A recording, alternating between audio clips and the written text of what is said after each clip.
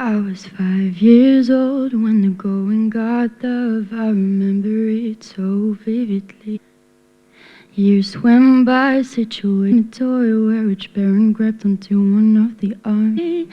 Don't let it come to my family. It's not my makes me so damn proud of me. Proud of me. Proud. Years old when my daddy got told that but I'm not to my head, 'cause it's not my responsibility. But I'm now proud of me, and I'm still trying. We still got a long run happy, oh happy, 'cause it's not your responsibility to be. 'Cause I hope we'll be happy. Proud of me, proud of me. That you've made for us. Emotional, so I'm glad I The world, the first song. I'm happy, and most of all, I'm happy that I get to have something about me, talking about it. So it's really nice. It's bad, but I'm just happy that. Tell us, what are your plans for the next couple of days, weeks, months? And, I'm going to play in Belgium and one concert in the Netherlands. So you remember when we met actually, and actually in the problematic, we met we are working together to be proud about yourself, but also that you're also proud.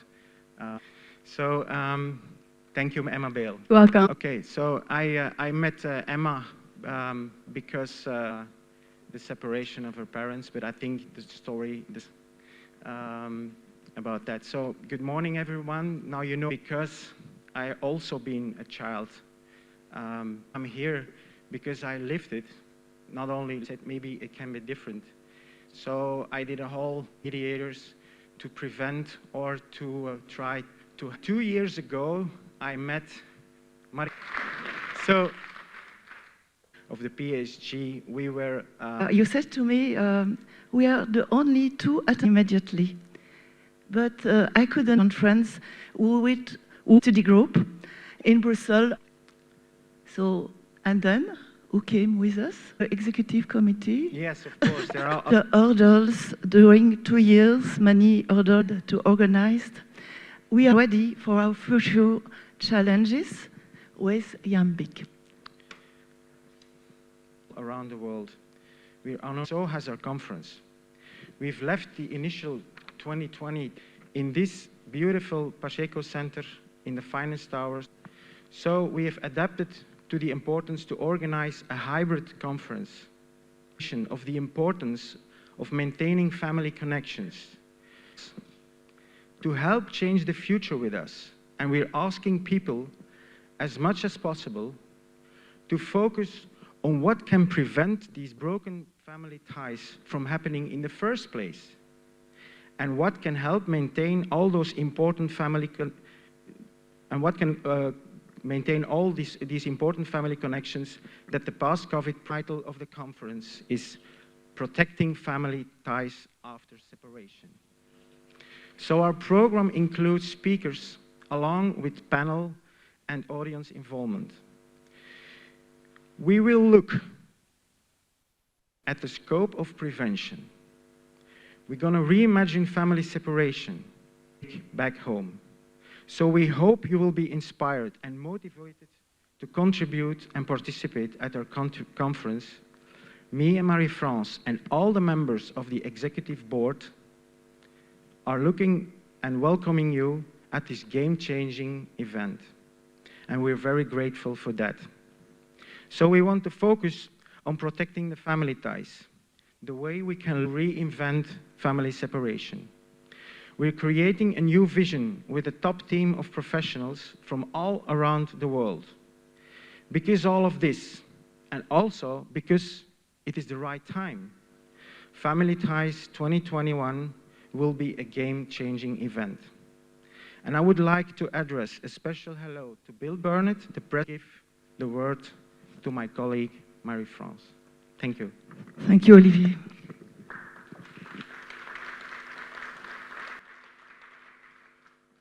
Monsieur le Ministre. Mr. Minister, by attending this international conference this morning on the preventing of family ties, you can dramas. You asked us whether we had some ideas to make it possible for justice to be faster, more human, and more firm. Personally, I have a lot of ideas, and I will share those ideas with you with great pleasure. But there is nothing like a visit on the spot to realize what those hearings, to see how these people can experience those exhausting hearings, both from an emotional and a personal, physical point of view. Of course, you are most welcome to one of my huge family hearing in Dinan, and more particularly be accommodated as quickly as possible, and that the deadlines are abidden by. This is not possible when many parents think that only tribunals will sort out their problems.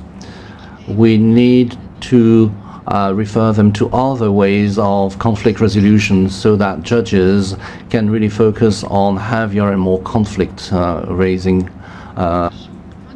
We need committed judges, passionate about their work and showing a lot of empathy. In each case, the judge should be able to take time to discuss with parents, to listen to them, and to help them take the best possible decisions for their children. Last but not least, more firm, taking decisions that can be unpopular, sometimes a bit harsh, taking into account only the best interest of the child.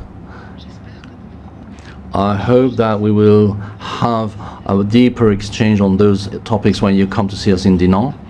So, Mr. Minister, I would like to ask you why you decided.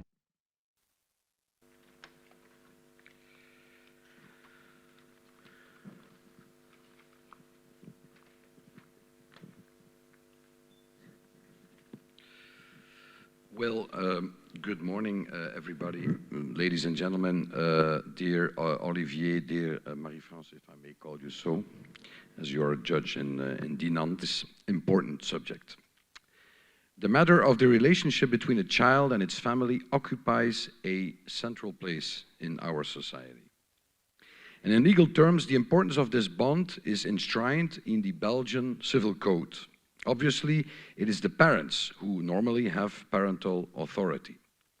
And since 1995, recently, this year, a new law voted in the Belgian Parliament guarantees the right of children not to be separated from their brothers and sisters. When parents separate, the guiding principle in Belgium is that of equal custody of the child. Both parents enjoy the same rights after separation, non-equal accommodation.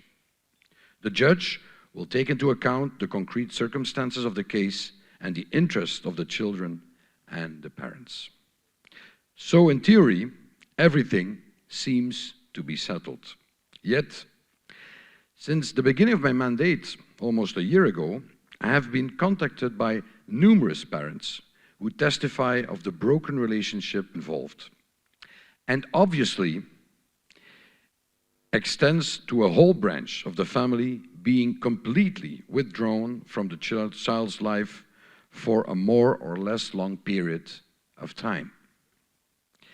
As a Minister of Justice, I'm confident that the decisions of judges are made in the best interest of all parties involved.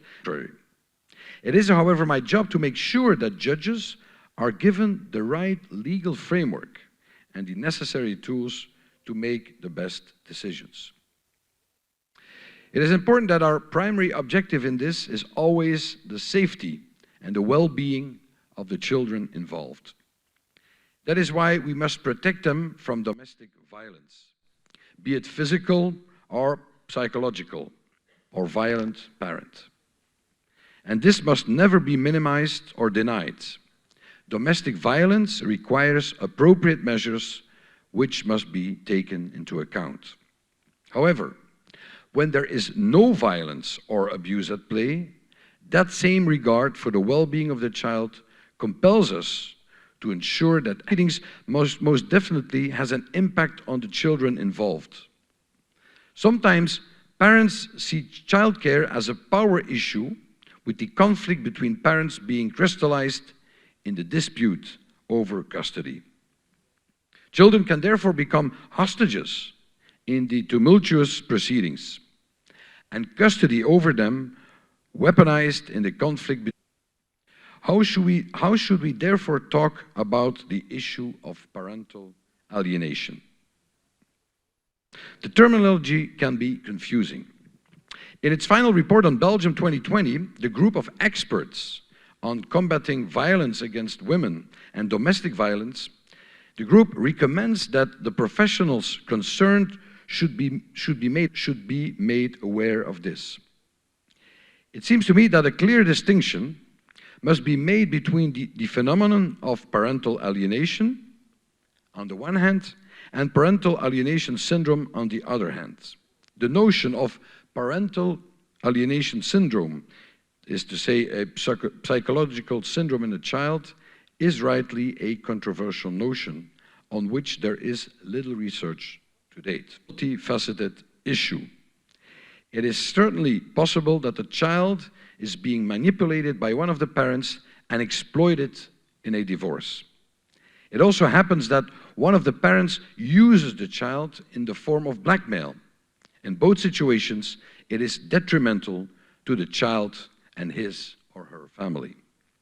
That is why, in order to present the project that they had implemented in the court of the Belgian city of Dinant a few years ago. The aim of this project is to avoid a break in the parental relationship, or where it has already occurred, to allow contacts to be renewed.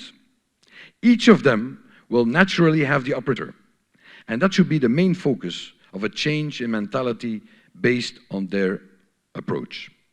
First of all, parents should be made more aware of the implications of legal proceedings and the importance of safeguarding the interest of the child after divorce or separation.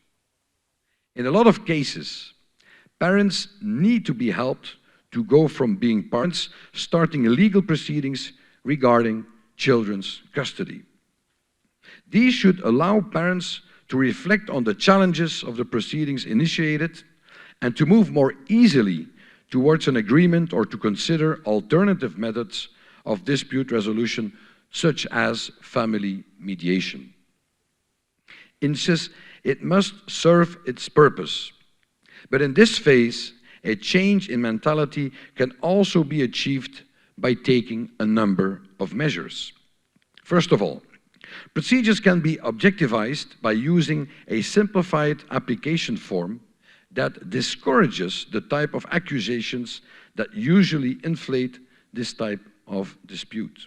Second, in recognizing the dangers of parental alienation and immediately put in place provisional measures to calm the conflict and guarantee the relationship between the child and its parents. They, the magistrates, have to empower the parties involved to make commitments to each other and respect them throughout the proceedings. The magistrates are supported by a team of interdisciplinary experts and extrajudicial actors who are crucial to gathering the necessary objective information to allow the judge to make an informed decision. Caregivers provide a safe space for the children in which they are supported, listened to, and can be promoted, but mediation should never be imposed. Special attention should be given to the equality and safety of both parties in order to be confident and secure enough to be able to defend themselves. Such a change in mentality, ladies and gentlemen, can only come in cooperation with you in court is obviously essential. Equally important is the creation of a network of auxiliary persons based on the problems that arise in a given case. And then, of course, there are the lawyers, whose role is also vital. This type of litigation is not won by waging war or by ensuring that their client wins on all points of their application. Gentlemen, let me conclude. This change in mentality should also be reflected in the law. That is why I, with my cabinet, with my experts, intend to carry out, in collaboration with the academic world, a reflection on the place that should be given to the child in the context of legal proceedings concerning him or her. This conference about the various aspects of protecting family ties after separation will certainly help guide us here. I therefore hand over to the excellent speakers and look forward, of course, to your exchanges of ideas in this complex, nuanced, but very important debate. Thank you very much. Merci beaucoup, Monsieur le Ministre. Nous sommes heureux de pouvoir continuer à travailler. We're looking forward to continue working with you in view to implement all these changes in mentality which have already started and that will continue through this conference today, of course. Reply of the Minister without a microphone. Who is from Paris. Olga is the chairperson of ACALPA, Association contre l'aliénation parentale pour le maintien du lien familial in France.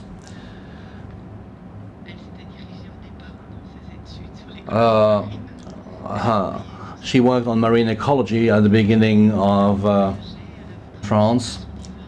After her divorce and after her own, on the basis of her own experience, she set up ACALPA, the NGO. And recently she published a fantastic book titled Séparation conflictuelle et aliénation parentale. I suppose that you will have the possibility to buy this book today or tomorrow. This conference is meant for professionals, but it is very important before changing our working methods to first listen to the voice of parents and families. So, Olga, the floor is yours. Thank you very much. It's quite difficult because you already replied to all our concerns. Anyway, thank you very much for inviting me to introduce this symposium of professionals in order to make the voice of families heard. I'm the founding president of ACALPA, which for 18 years has been bringing together mothers and fathers in equal... I was told I should click.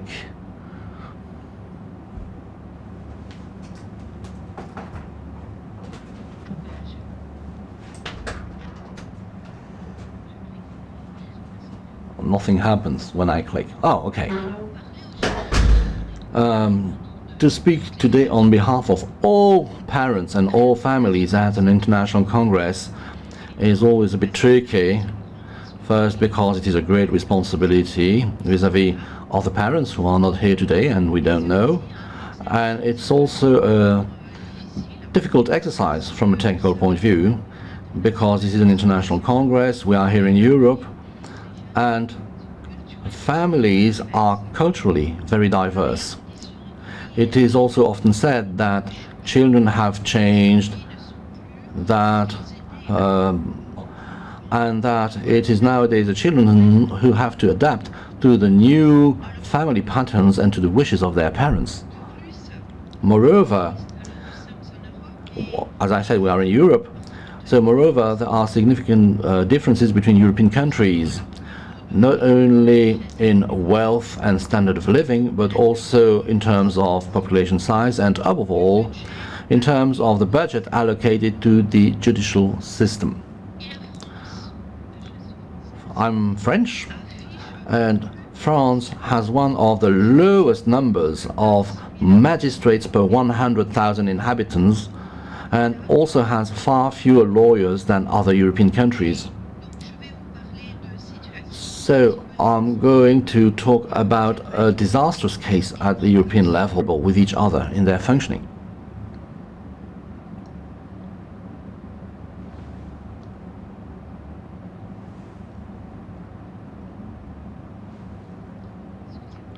Sorry, but when I click, nothing happens.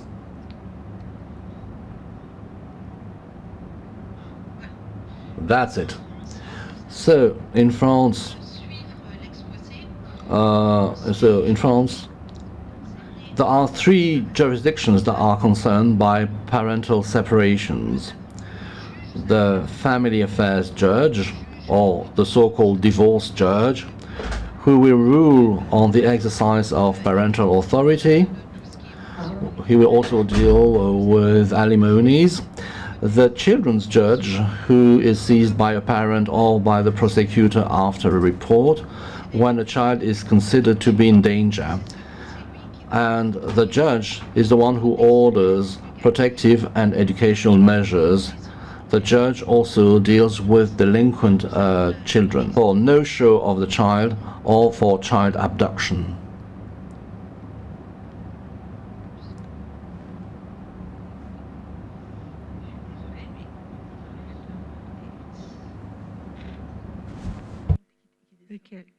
Ok. C'est parce qu'on est... Non, c'est pas sur le côté.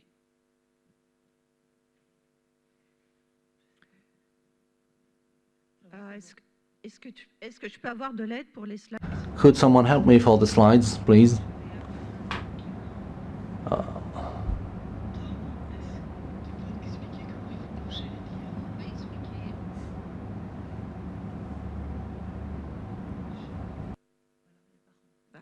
Alors, maintenant, voyons voir. Now, let's see what the parents say, i.e., at least Akalpa parents, because their narrative served as a basis for my presentation today.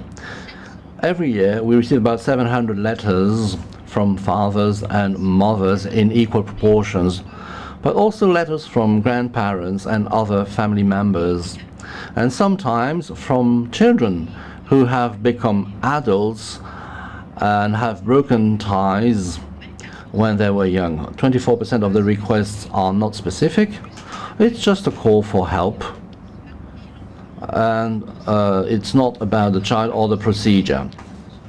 54% of the letters, the majority of the letters, are people who are at the beginning of a separation procedure with an increasing fragile relationship. 16% of the letters are dealing with more advanced legal proceedings and the children no longer want to see them. And lastly, 6% and the children don't see their parents anymore. In the first type of letters, the parents typically ask for information, but without any specific request. Others ask information about the association. What exactly do you do? What can you do for me? These are usually people who have not looked at any website or consulted any documentation. Letters can also ask for advice in the area of prevention. I feel that my child is being manipulated and I don't want to lose the ties. I need advice for my procedure. These people have become informed and are aware of the risk of a loss of ties. Sometimes the first letter is more specific. I want a lawyer, I would like a psychologist for my child, or I would like a psychiatric expert.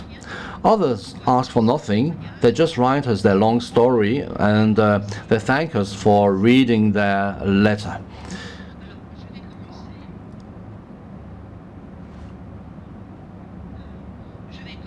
The problems of trains that come late or derail, because these are the ones that pose a problem. Trains that arrive on time are not talked about. So the first difficulties begins with the lawyer.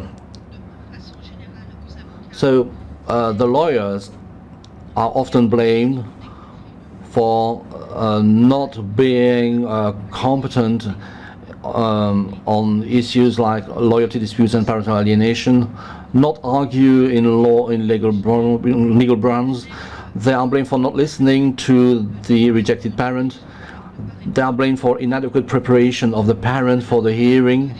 Sometimes the lawyer will not even show up during the hearing, and the parents.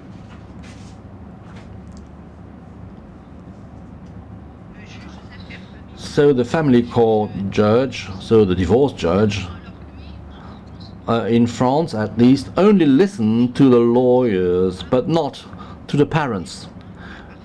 To such an extent that sometimes you have the impression that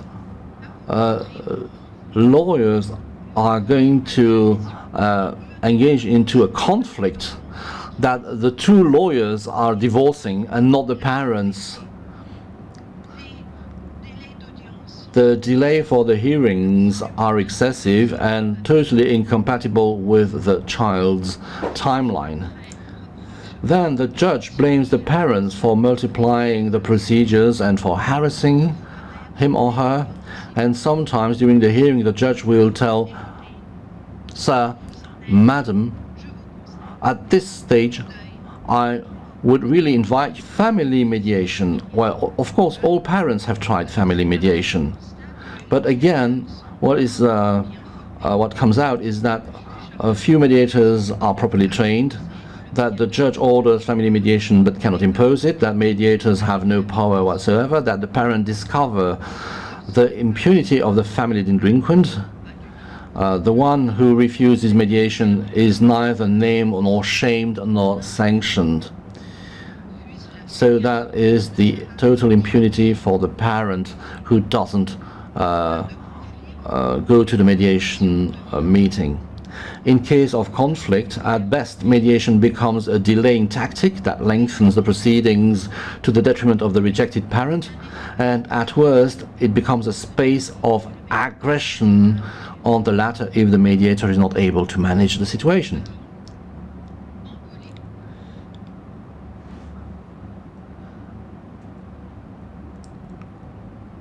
As expected, and when the mediation has failed, in that case, the parent goes to the police station or to the gendarmerie in France to file a complaint for the no-show of a child. And then the parent won't understand that the police are not there to enforce the judge's decision on access and accommodation rights. At best, the parent complaints will be recorded and forwarded to the prosecutor's office. But usually, the statement will simply be subject of a police notification and will pile up on the shelves.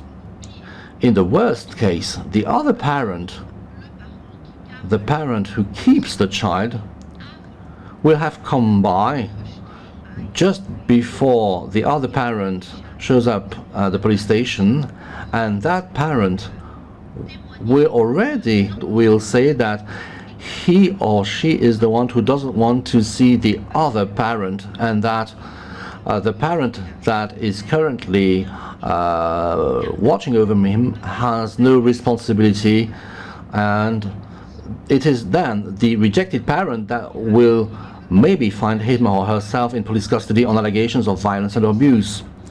Sometimes a miracle happens. The law enforcement officer calls the child's home to express concern about why the child is not being returned. I must specify that this is a typically French situation, because in Germany you have some people who are tasked with enforcement of the family judge decision. This is something that doesn't exist in France.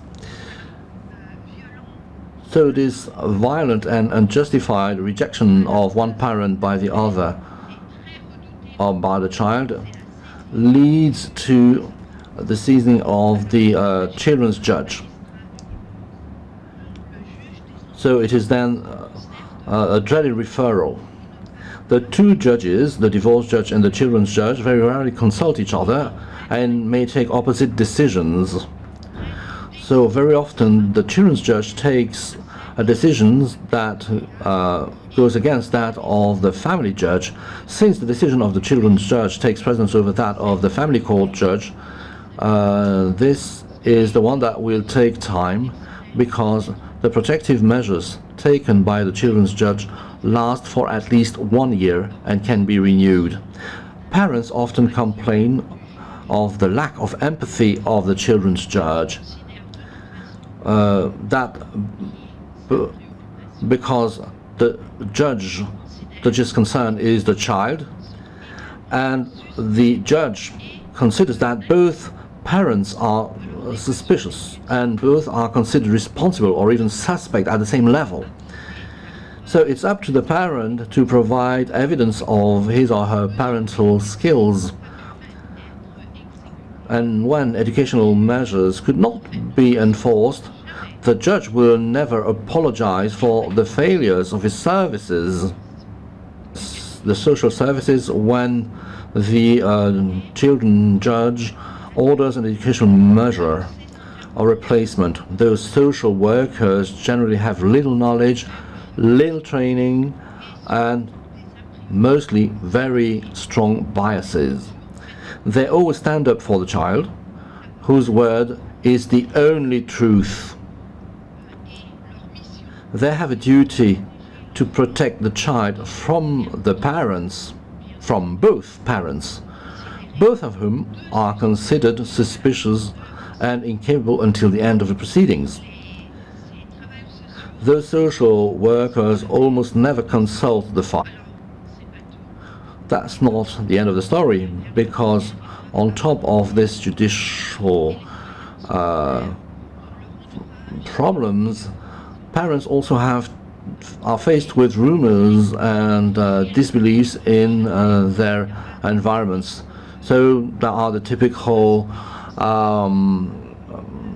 his word should be respected, children should not be forced to see their family. With time, they will make up their minds and return to the parents they are rejecting today.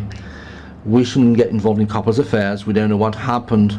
Why insist on asserting one's rights and inflict the asphyxiation on the child? So this is particularly painful for the mothers because society at large is unfortunately used to see fathers deprived of their children. But when a mother is rejected by her child, the worst is then presumably considered, and the mother is found guilty. But in the end, do these family ties really matter? That is the question. Let's have a look at the kind of impact a broken relationship can have on the family. There are very few clinical studies. Parents report experiencing guilt for not anticipating the situation, a sense of failure in not being able to protect their child from marital conflict. They feel responsible for the rejection. They don't understand why a child they cared for all their life now rejects them. I forgot to tell you that the situations I'm referring to here are those of parents who were rejected not because of misabuse, but because the divorce proceedings are a real conflict area. There is also a deep distress in not understanding. So what we see is that rejected parents have psychosomatic diseases, serious diseases such as cancer, post-traumatic state with personality modification, phobic symptoms, fear of abandonment, especially women who are alone. You sometimes have a paranoid distrust that can become obsessive. People who will not open the door, not open the letters. Some risky behaviors, suicide attempts or suicidal accidents. We had many suicide attempts amongst our members. And above all, a chronic anxiety behind a big smile and a depressive state that is often hidden. The impact of the broken links on children is quite dramatic. Amongst immediate consequences, let's mention a sense of almightiness, rejection of the law, a hatred and contempt for others, aggressive children, but it's a feeling of worthlessness that explains that aggressiveness. A withdrawal and a loss of self-confidence a loss of trust in adults, and of course, a paranoid, biased perception of reality. This is a picture of a child in a meeting point. He kept silent for 2 hours, and of course social workers were unable to do anything, of course, not even to resume a dialogue between the rejected father and this child. Not a single word was uttered. There's also a huge impact in the medium term. These means that many teenagers are affected by psychosomatic disorders, anorexia, bulimia, eczema, pain, insomnia, addictive behaviors. You will tell me you don't need to have separated parents to become addictive, but the frequency is higher, and this is what is reported by young adults who suffered from this broken link. There's also school dropping out. And the problem is that the judge will tell you, but everything is okay, your child is perfect. But the child is maybe too perfect to be good.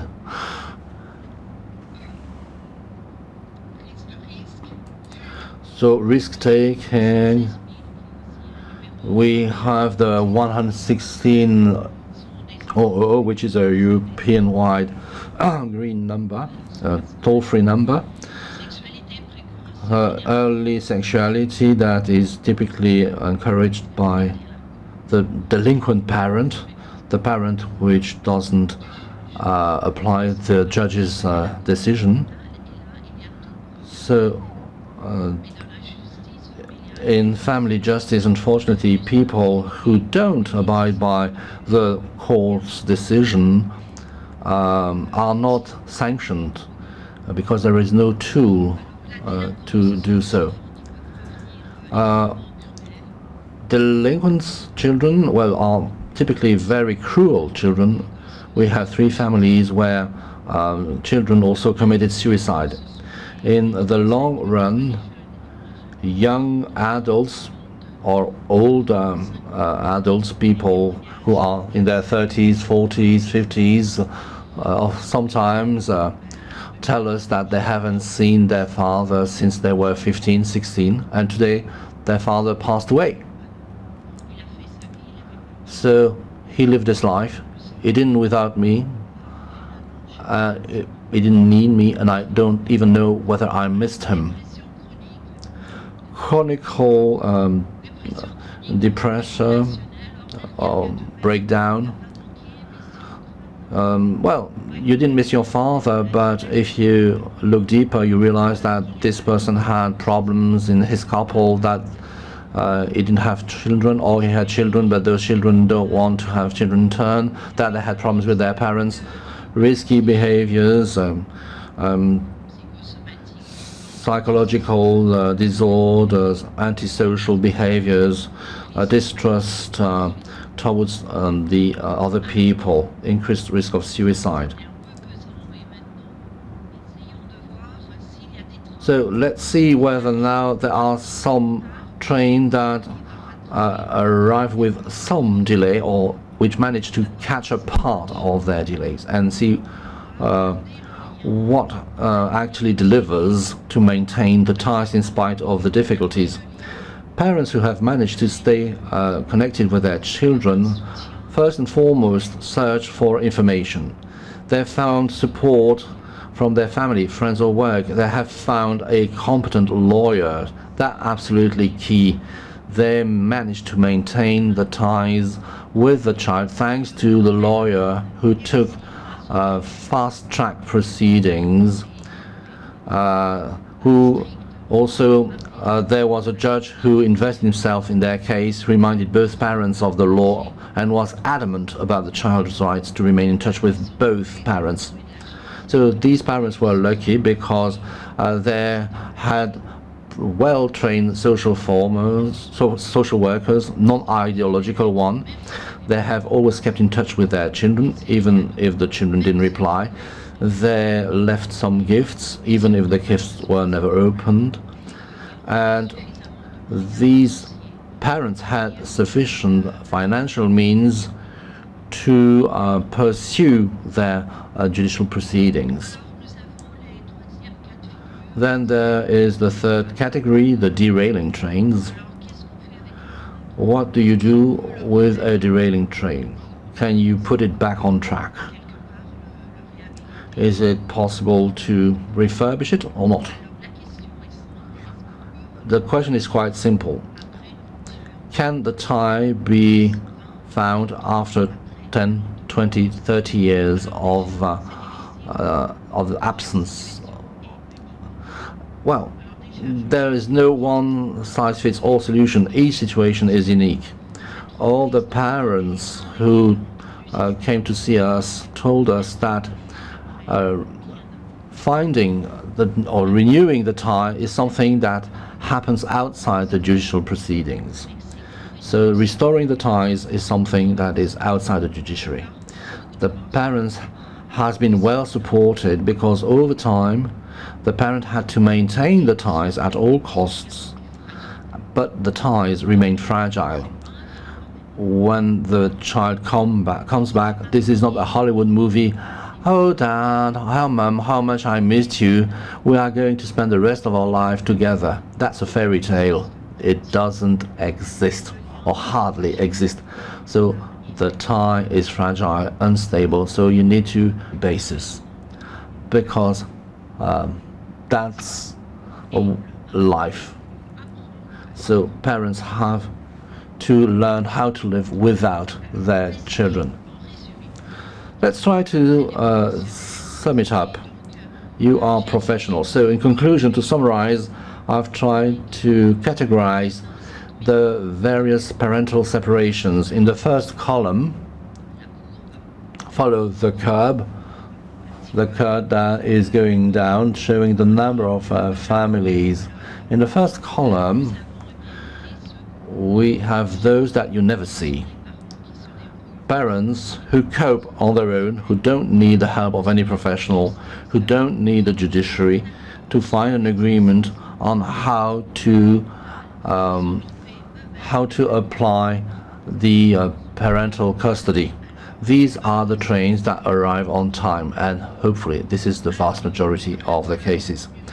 In the second column, we have trains that are slightly late and manage to catch up the delay. Parents who, or somebody in among their relatives who will help them find some kind of an agreement to remain the parents of their children. So with some time, those parents manage to catch up part of the delay, but still will arrive late. These are cases where there is a conflict, where a tougher response is needed, where a children's judge or a family affairs judge has to tell the parents, either you find a solution or I will send the child to a shelter. Look at the brown columns, so the first, second, third one. In those cases, all is well or all ends well. The judiciary manages to find a solution in the best interest of the child, of course. But then you have derailing trains, and that's column number 4. These are situations of parental alienation where one of the parents will not abide by the court's decision, and no one, nor even jail, will change his or her mind. He or she does what he or she wants, what he or she decided to do. He or she has decided to wipe out the child from the other parent's life. So there is a strong link between this there is a strong dispute between the parent and the other parents and the other parents' family. We have some grandparents for whom this is a very difficult experience. It's a dual suffering. They suffer for their child, who they want to see their grandchildren at all costs. They are the ones who are going to pay for the judicial proceeding. They are going to pay for the mediation, and they will have to endure the sufferings of the visits of social workers to demonstrate that these ties were kept at all times with the child. You also need to be in good health. You need to have sufficient financial means to complete the judiciary proceedings. And I would like you to never forget this column. This is where, well, I'm sorry, I'm pretty emotional, but I had a father in jail who killed his child in order to punish the mother. These are situations where one parent not only rejects the court's decision, but kill his or her children to punish the spouse,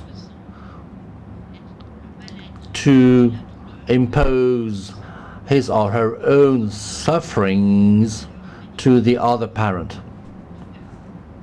Or one parent will tell the other, if you leave me, you will never see your children again.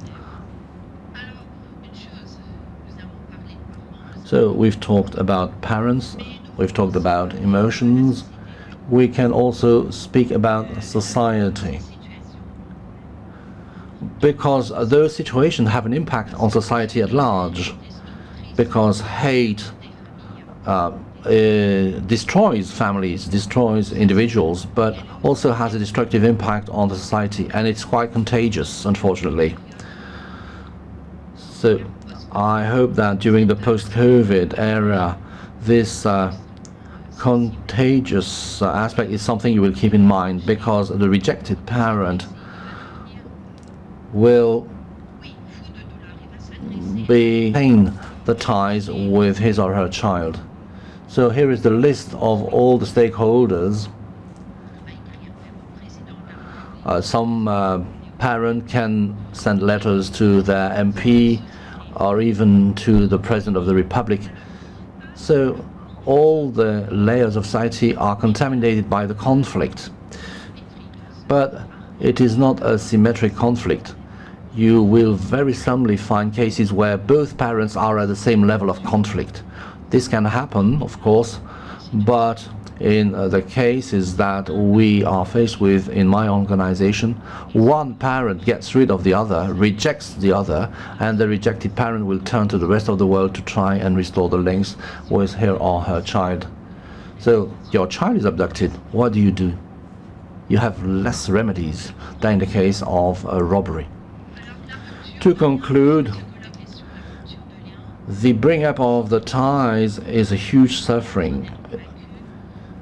The breakup of family is an immense suffering that has a huge cost for individuals, for families, and for the society as a whole. Cases where the judicial response is ineffective. So prevention is all the more necessary. Thank you for your attention. Merci, c'était vraiment percutant et Thank you very much for a very, very impactful presentation.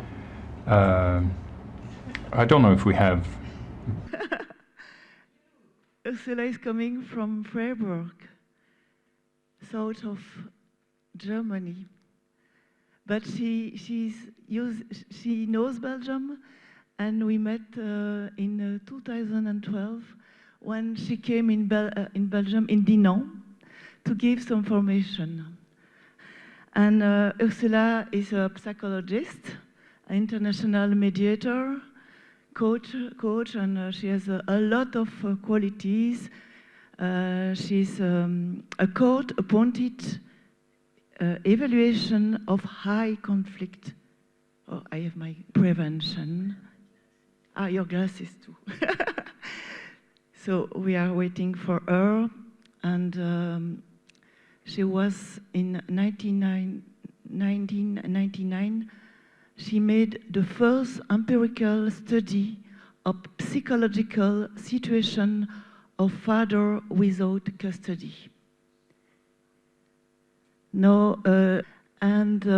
She, during 20 years, she just traveled all around the Europe, at least, but even in United States, to preach the good word.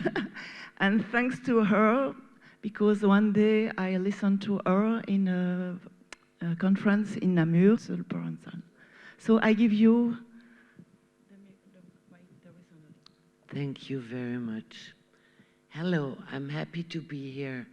I'm surprised how things are organized, how well they are organized, respecting the given conditions.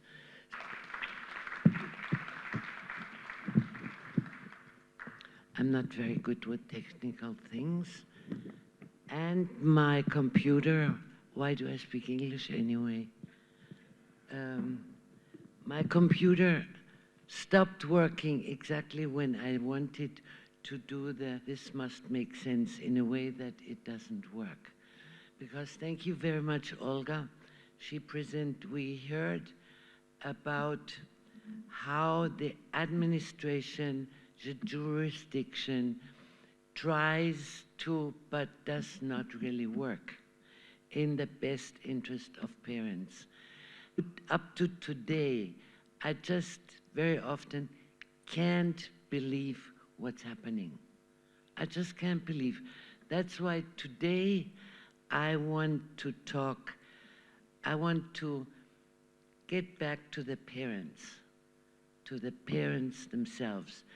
And now, if it's okay, I'll change to German. This paper. Es geht Eltern. It is about the parental vows. So the title originally was Commitment. And I gave it some thought. What is the situation parents find themselves in? Never in their lives have parents more. They are now parents. They have a child. It's a unique, miraculous happening. One child. And when you observe it, parents understand this. This is basically the biggest gift, the most precious gift a man possible. And when you receive a gift, you should feel gratitude. When working with parents, I understood this.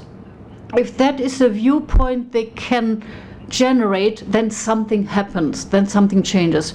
Neurologists already tell us the feeling of gratitude and of joy also has an impact. I never managed to find a good German equivalent. It's a promise you make when the child is born, or even during the pregnancy before the birth. It's a promise parents give to each other and give to their child. It's about the commitment they embark upon. It's about really serve and satisfy the needs of my child. And that's something that seems outdated. Lifelong commitment. Here we have seen changes with regard to commitment. The links between the couple have grown more fragile, can break, but the commitment parent-child is like felt self-commitment. I commit myself to something for the rest of my life. It will change myself, it will change my life. Now imagine, we have this newborn child and everyone's happy and welcomes this child. This is what we desire for each child after all. So, dear listeners, all across of Europe, we need a climate change inside ourselves, inside the human being. People are very well aware of outside tragedies and that social consensus. We need an understanding on parenting, being a parent. one takes that as self-evident, as something obvious. No, you have to give it some thought. What is the performance parents have to deliver? And we have to rethink, what value do we give to being a mother and to being a father? Definitely. We are aware of this. What's your job? I'm just a mother. I'm just a housewife. So we have seen significant change there. And this is still ongoing. We have a discussion that is away from reality. We combine this. But it rather puts up a smoke screen. Parents don't have a choice. They cannot choose to be at home for 3 or 5 years or even longer. If only one parent has paid employment and has to pay these incredible business will tell you. All is dovetailing. The advertising, the politicians, the economy work together. They dovetail, but not necessarily in the interest of the family. Parents have to be flexible. What does it mean in concrete terms? To start a new job. And if you want a place in a crash, if you want this as a legal right from the moment the child is born, then there is a lot of impact coming along with this. The employers, for example, they demand that kids are placed in crashes earlier and earlier. I think we often will see back the 6-week model we had in the past. And parents, they are so proud, they're so happy when they have their child, but they don't know a lot of what is awaiting commitment. It is one thing that is important. Mothers and fathers are and remain parents of equal value, equal importance, equal responsibility vis-à-vis their children. When you work with children, when you talk to children, you will realize a factor that generates satisfaction in life. Successful parenting gives confidence, gives strength. Not just for the parents, but definitely for the target group, the children. And Jean-Paul, famous poet, wrote, "A childhood full of love." Now, what about the concept of this meeting? We met and we wanted to bring together people. We see you here. People who give input and have knowledge from various sectors and who we didn't want to give you a meeting where you have update number 679 of the research efforts, something that has been repeated for the last 3 decades anyway, and which has not really changed things. Our decision was, let's look at what we do know. What do we understand to be necessary change? The basic needs of children from the moment of birth have remained unchanged. They are universal. They are the same for all children. Modern children as well have these same needs. We are convinced of one thing. Family life, for life in a group, for the life within a state is something we understand. Human communities and human structures are very diverse. We know that when we look beyond our own territory. There are geographic, ecologic, climatic conditions that have shaped the religion and the wealth each culture has. I think that should not disappear. That should remain, because the basic needs of the children don't go away and don't change. They still need the relationship to the mother and to the father. And the parents still need the relationship with their child or children. Being a mother, being a father are part of your identity now. If you interrupt this, it really is a break in your life story, in your CV, so to say, with significant impact. You heard about this. In a chain of generations, children are the most recent element. That's often not seen.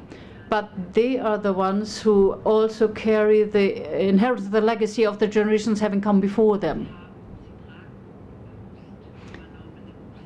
And they also carry on, without knowing it, the patterns that are the legacy as well. And this relationship, these family ties, the family context has traditionally given the best environment for children to have resources, to have incentives for its own development, and to also enjoy support later in life when the situations are tough. And it offers a lot of experience, real life experience, how to deal with different characters, different personalities. I'm so sad when I hear grandma is a little bit gaga, grandpa is a miser. That is something that also is part of learning, like the learning in school. It's not just about giving the children knowledge. Most of that knowledge the children forget very quickly. But a lot else they learn in the school. How to handle diverse teacher personalities. That's an important, very precious learning experience, and it's needed for later in life. And now separation. You're separated from children, you're separated from those who love you, you're separated from your normal parents. Now you talk about parents who are good enough. That's the greatest kudo you can give to a parent. Everything else would touch on perfectionism. But separation from parents, separation from the grandparents who have been involved, actually violate human rights of the children. These are significant hurts of an individual, and these are violations of human rights. We have good international texts where the experts always refer us to. Well, never should parents become opponents or enemies. Never should parents allow others to make them enemies. Never should parents allow external influences to make them enemies. One thing is clear. Children need to be protected against any form of violence. Understood. And it was children who taught me how to handle that. If you talk to children who have been physically abused, when you ask them what happened, then these children often will give you one answer. Daddy hurts mommy. So domestic violence, it needs intervention. Daddy hurts mommy. When I hear that, I'm afraid. Or mommy hurts Anna, little sister. Then the child wants to protect the little sister. That also is frightening. He should stop with this. Or mommy hits us. She should stop with that. Or you hear, they should tell us that they are sorry and that they would never do it again. That has to be the leitmotif of our intervention to get there. It is not sufficient to do the following, to give well-intended recommendations. It is not sufficient if a violent parent says, yes, I join anti-aggression training. I found out the following. Some go 2 times and then they already get the certificate that they attended the whole. Not good, not sufficient. Violent people have a long history with the violence. Men, women, children, they all need to be protected against violence. By the way, violence is 50-50 in their distribution. 50% of violent acts come from men against their wife or the female partner. Fatal violence hitting children, by the way, when the child dies, are usually coming from the mother often after birth. So well-intended recommendations are not sufficient. That is not what is sufficient to save family ties. No, you need to go further. You need to formulate clear expectations to the parents, to the fathers, to the mothers. It needs to be clearly understood that court decisions need to be implemented speedily. This requires cooperation of all, of psychosocial and judicial professions and experts. One person alone cannot do this. This is not enough to get to the objective because we are here looking at a wide field of conflict, and my experience tells me we need a judge who is the expert supporting us. We also need interpreters between the legal gobbledygook and the gobbledygook of the social workers. That needs to be translated. And you have the legal procedure, you have the court proceeding, but you have also a procedure as understood by psychologists. That is something that happens internally and is lifelong. Now let's look ahead to the future. Let's face a question. Will it have been a good decision how we have been leading our lives? Will it be a good decision what we showed our kids how to live? The worlds, the needs between adults and children are very different in many ways. We understand there is a need for the children to be close, physically close, emotionally close, to know that they're protected against dangers. It's about the feeling of security, to feel that you belong, that this is a secure feeling, a secure emotion, so necessary to discover the world, to explore the world and your environment. There are two systems of motivation: the need to feel secure and the need to develop, to explore, to see the world. By the way, only one need can be activated, not both at the same time. Please observe the kids on playgrounds. You have this famous look back to reinsure yourself. When a kid of 2 or 3 years for the first time dares to go up a ladder in order to go down the slide. First of all, they look Papa or Mama on the bench. The first rung, fine. Then the child is not yet quite certain, looks again to the parent, establishes eye contact to the mother, for example. And mom says, careful, this could be dangerous. Kid goes back. Kid looks to the father. And you can reverse the roles, by the way. Daddy says, yellow, go for it, you're it, you can do it. So we see here diversity of roles, and it's okay to have diverse roles. Mothers for very small children are more those who keep them safe.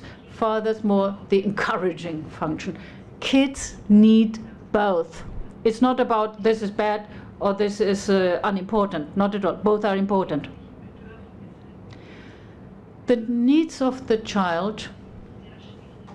What can I add here? For experts, for parents, for the specialists, it's difficult to consider the following. When you think of educating and socializing children, children have an inborn development program. And they also have their own understanding and feeling for time. That's often not understood. And children have their own rhythm. They operate more slowly. And I leave this as food for thought to you to ponder, how does that tie in with our timing? For several decades now, we have been observing that the speed has been gaining speed. There is an increasing pressure to perform, to be quicker, to be faster. Educational-wise, the pressure used to be limited to grammar schools and secondary schooling. You see it now in the primary school. You see it in kindergarten already. And this pressure creates fears. And maybe I'm not here very scientific when I say, but I would say we live in the century of fears. The fear to not perform, to fail, and especially the fear to be marginalized, to be excluded, to be no longer part of the group. That's usually the most significant fear most people express when I talk to people. It's now a standard question I operate with, by the way. It's a question I always ask about the fears. The fear not to be part of the group. How can you handle these? Well, some try consumption. I remember my childhood, the radio program then. Suddenly there was a soap that made people happy. As a child, I was very enthusiastic about hearing this, that there was a soap that made you happy. So it created a mentality of the consumer, covering every aspect of our life. Even our relationships are something we consume, and you exchange the old model for a new one if the relationship no longer seems to function. Maybe also some food for thought, and I usually offer that when I work with parents. Often I hear, if I had not contacted that lawyer so-and-so, we still would be together. Had I only had a different advisor, we still would be together. I often hear that regret. As a child, I was very attentive. I liked to observe others. And when I was 5 years young, I told my parents already the following: the world can be good only if the big guys deal differently with the small guys. The world can be nicer only if the parents are nicer in their dealings with children. My parents were amused and told others, gave that quote, so I was and am aware it was not taken seriously what I had said. Now let's look at what we know today. The experiences during the first years in life have a decisive impact on who you are, how confident you are in life, in the environment, in other people, in adults, and how confident you are with regard to yourself. The first years also determine the neurological development of your brain. The synapses, the connections are formed. And that means it has an impact on your capabilities, how to learn, how to be creative. It has an impact on all your abilities and capabilities. The first 3 to 6 years in your life determine how it works out.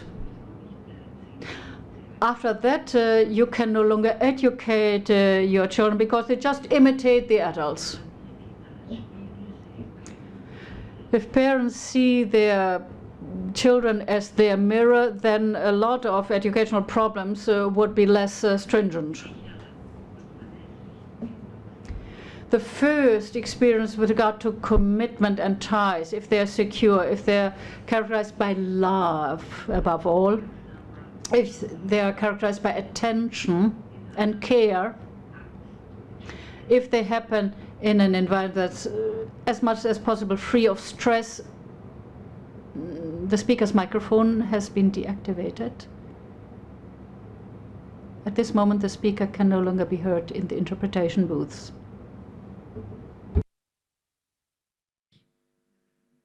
Ach so, die. Microphone is back on. Thank you, Olivier. Okay, where was I? Protecting the children. You need to protect the children. This needs an environment that is as much as possible free of stress and conflict. Because here you determine what will be the mental, the psychological, the physical, emotional development of children. And that has a determining impact on all future life, on the quality of the future life of this child. So, from birth, children need safe relations, both the nourishing mother as well as the supporting, encouraging father.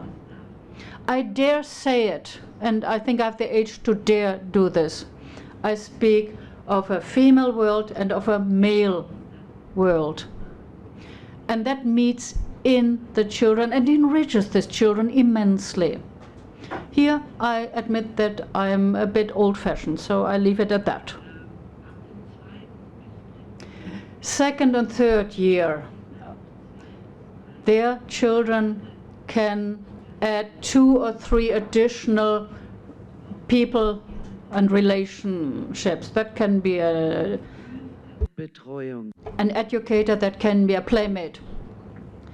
If you start too early with strangers taking care of the child, you cannot really present it by talking about quality time instead. So 5 hours with your baby or half an hour of intensive staring at your baby, is that quality time if you do the latter? I think children would differ. I certainly do differ. And often I was a bit amused when I had to observe what happens. This so-called quality time can lead to interesting, funny symptoms. One of my children, a classmate said at 5 p.m., "Oh, I have to rush home. Now I have quality time with my mother."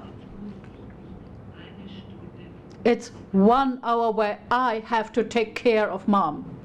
That's one way to interpret quality time. Okay, I have to be aware of the time. Parents and children, what do they need? They need uninterrupted, undisturbed time together. And that is a task for our society. Parents and children need time together. The couples, the lovers, the future parents need time for each other. And after that, they need time in order to grow into the role and the task of parenting. Right now, we have a work and life rhythm in our Western world that hardly allows for doing that. We have an environment that is not geared towards children. It's an environment that's geared towards profit. I invite all of you, I appeal to all of you to give it serious thought, to have a serious look. To what extent are you willing to fall in with that scheme? Children need time, and they need a lot of time with relaxed parents. What do you observe? 6 o'clock, alarm clock rings. That's the moment when the normal family stress kicks in. Come on, get into your clothes. Quick, quick, quick. No, don't lace your shoes. You're too little for that. I do it for you. And one thing after the other. So right now we raise a generation, young people, teenagers, who, in my understanding, have never been as non-independent as nowadays. They're actually very dependent. I remember what a father thought when I came with the idea. He had a 12-year-old son. So when it was about handing him from mother to father and back from father to mother, so a moment of tension, that I suggested to the father, put the child on the train 8 minutes advance, and then the other parent comes to fetch the child, so that you create a moment where the tension is not there. I dared suggest it to the father, and the father nearly sued me because I dared to suggest endangering the child for 8 minutes when it's left in the train, though both parents were nearby. So that is unfortunately reality. Everything is taken off the shoulders of the children. They are left with little responsibility. So we see here a little bit what the French call l'enfant roi. The kid is king. And also in hearings that becomes evident, as we heard. Kid says, I never want to see my father again. Or the child says, I don't want to see my mother, that slut, again. So these are children that come across as pseudo-adults. And you have to understand that it's a pseudo-adulthood. You have to look beyond.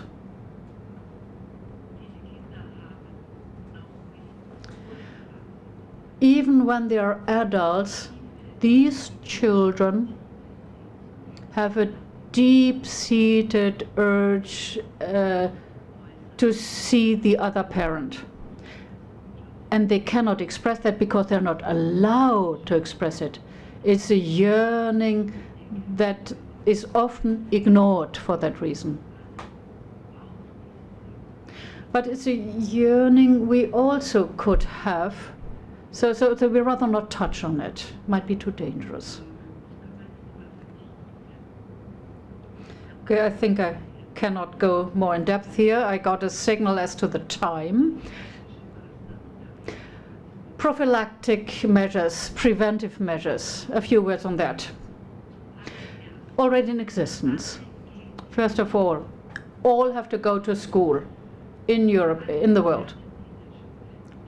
All go to school and learn their things that by and large they forget again. Now, what is of interest to people? There are books, there's the internet to learn about those things you're interested in. So what is my appeal to the schools? Please do the following. Give knowledge and give information on the things that are really important in human life. Things where the children understand, yes, that is for me. This concerns me. I know this, and I know that will come in life. How to shape relationships, how to create relations, how to maintain relations, even when there is tension, even when there is a crisis, even when there is an upheaval in your life situation. Information on the different forms of family, on the dynamics of separations, on the fact that family members die. Children also need information on their rights, and that includes information on human rights. What the use of having the rights of the children if the children are not aware of these rights? If they are left in the dark? Children are entitled to have knowledge about cultural differences. They know from their own experience there is anger, that there is hurt, etc.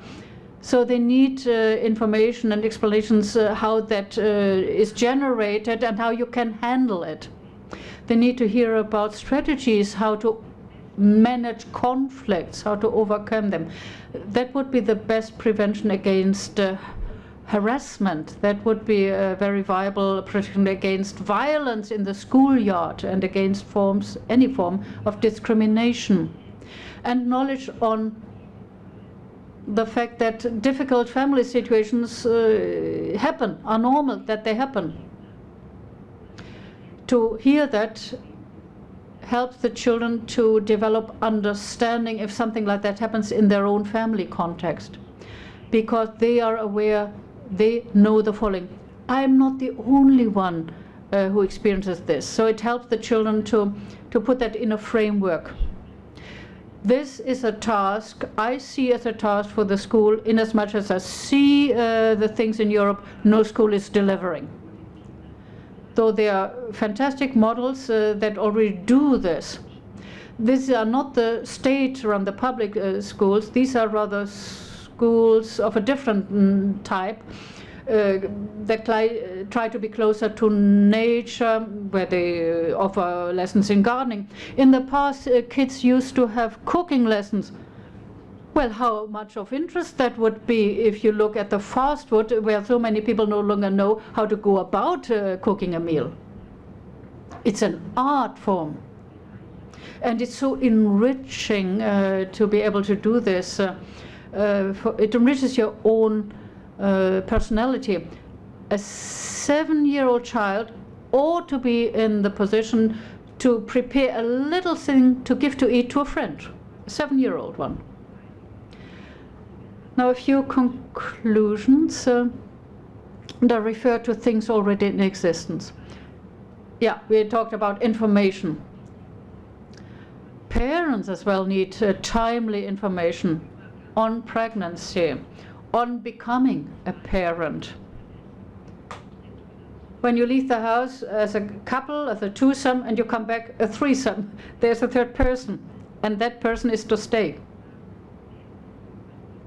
Parents need understanding or knowledge how important ties are for children. Clinics give you a lot of lessons on the technical side of how to breastfeed and how to put on a diaper, but they should consider giving further information, namely information on the needs of newborn children, the needs of toddlers. Parents are very open to information. They are never as open as during pregnancy, especially during the first pregnancy. They are sponges that take up every information given to them. Let's use that. Clinics should use that. And midwives should use that, should be the vectors of such knowledge. And also, in the case of separation, that the child continues with their needs and entitlements. And unfortunately, the medical professions try their best to marginalize midwives. It has become very expensive for midwives, at least in my country, to pay for the insurance, which is a pity, because the midwife is usually the expert who has most time to talk to the parents or the future parents. The medical doctors don't have that time. Then England, or in Great Britain, there was a great system. Pregnant women, after registering with the National Health Service or with their doctor, received an invitation for a meeting in their neighborhood. All pregnant women could meet there, from a district, from a neighborhood. Could meet and talk. Could talk about their hopes, about their fears, exchange addresses. So it was in proximity. They did it also on a rotational basis, different locations. In the family homes, it seems, and this created ties between families that survived for years until the kids were in school. You could organize parties together. You could do the carpooling to get your children to school. So it created a networking, ever so helpful. But unfortunately, more and more this falls victim to data protection and to mobility as well. But it is a good option to strive for that networking. Then there's the seminar. Prepare, enrich. Very short seminar. I offered that to young people who are in a partnership, who want to enhance this partnership, or who got married and want a child. Prepare, enrich is a psychological approach with questionnaires. It covers basically all areas of life. Question, how many children do you want? How important is religious faith? What's your view on diseases, on illnesses? Questions that cover nearly all of it. The couples take the questionnaire back home, fill it in. A computer reads that, processes it, and at the end is a talk with a psychologist. I admit I did that only for 1 year, so it was a short exposure, and my experience tells me after this questionnaire test and talk, 1/4 of the couples has a separation, but in friendship. They have a separation because both understood, no, this will not work out. He doesn't want any children, or no, she doesn't want to be in paid employment all her life. So it's understood no one needs to be angry. They looked at it, they looked at things that would be important later in their lives, and it doesn't fit. Mr. Van Hillen comes along now very threatening. I understand your signal. Just allow me to check if I missed out on something really important. There are projects out there. Look around. Great projects out there. Or what else is on offer? Covenant marriage. When people are in the first stage of their relationship, this is a US-American project, by the way, you are put together with a mentor who accompanies you during the moments in life when change is imminent, when you expect a child, when the children grow up, when it's also about understanding that you as parent have to take leave, so to say. And, so throughout a life, nearly you have the same mentor to talk to. And before you separate, you enter into the commitment that you work together with that mentor for an entire year with the following objective. Either we work towards a friendly separation, or we work towards rekindling our relationship and to try to tackle the conflict issues. So that was covenant marriage that offers that. Prepare and Enrich I already mentioned. I don't know if they still do that in Great Britain. I would have to ask the question. Could you come to your conclusions, please? La conclusion. Es gibt das There's a so-called law of resonance. I don't know if you're aware of that law. It's nothing new, but it's now better known. According to that law, the following applies. You yourself, when facing a problematic situation, can still initiate a positive development by tucking into your energy. If your parents in conflict, you can honestly say, we don't understand each other very well right now. It has nothing to do with the fact that we would not love our children, not at all. I'm convinced he does everything that's good for the children. I try to do everything that's good for our children. Let's honor both their contributions. If this understanding, this cognitive attitude leads to positive energy, then this is positive energy that reaches the children. The children are all right. And if both parents have this positive energy flow, then it meets together to a gigantic positive energy available to the child and the whole environment. Energy will reach its target. Energy cannot be stopped. The same applies to hormones. You cannot stop the flow of hormones. Within microseconds, they flow through your body. Depending on what you think, depending on what you feel, your thoughts and your emotions guide your neurology. That's put it in a nutshell. Either you have growth hormones that flow around, that help with the growth of your brain, etc., or you generate stress hormones. they block growth, they block development, they block the immune systems. Very interesting field to look at that. Thank you very much, Ursula, for the energy you have been displaying. I also want to thank her because she's part of the executive team that made all this event possible. She was, every time she was there, we could count on her for almost 2 years. So I want to thank Ursula especially for this. Thank you very much for your contribution. I want to thank you. I want to invite all of you to activate your positive energies. Thank you. Okay, so as one of my favorite books is in Dutch is Zoals verwacht loopt alles anders. As expected, everything goes differently.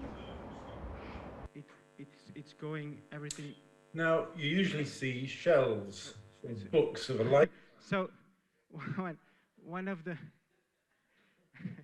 so as expected, everything goes different. So we had some issues this morning. So for the people online, there were some issues. We hope that we can restore that, and afterwards it will be published online. But also some videos will be published online to have the delayed. Okay, so the next speaker will speak about 17 minutes. It's very interesting. It's Nick Child. I met Nick Child also in Philadelphia. We discussed a lot on the plane. We flew together over to Europe. And he's a child psychologist from Scotland, and he has really interesting thoughts about making history now. Thank you. Well, hello from Scotland. Now, you usually see shelves with books of a lifetime on them. Books shape us, but today I've selected just one page that changed my life. 50 years ago, I was a baby psychiatrist. I thought people's problems were individual and caused by their past, by biology or life. I thought you couldn't solve problems without pinning the past down. That changed forever with this book, and it's called Change. That picture on the wall from the book, for 50 years, it served me well. The caption says, 2 sailors frantically steadying a steady boat. It's an example of a problem pattern called more of the same. In this case, the sailors' solutions are the problem. They need to stop and do something different, but they just cannot see or do that. Each blames the other and keeps on doing more of the same. I have to keep bending over backwards or we'll all go under. So does this remind you of human problems we know?